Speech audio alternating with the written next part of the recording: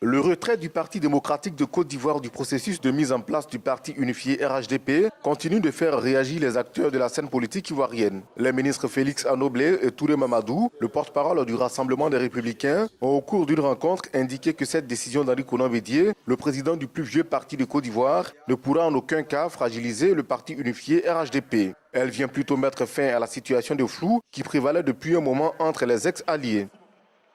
Pour moi, le RHDP devra sur le terrain bâtir une politique pour attirer le maximum d'Ivoiriens à sa vision générale, à sa vision des choses. Nous regrettons que la signature du président Bédié soit remise en cause alors que le bureau politique du PDCI avait endossé l'accord politique.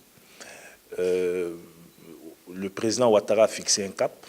Il a dit à l'Assemblée générale constitutive, s'agissant donc de sa volonté de réunir tous les Ivoiriens, de réunir les enfants de Félix Houphouët-Boigny, et nous pensons que ce cap doit être maintenu. Et nous allons soutenir le président de la République avec les cadres du PDCI qui le voudront, et Dieu seul sait qu'aujourd'hui nous avons beaucoup de cadres du PDCI qui partagent cette vision.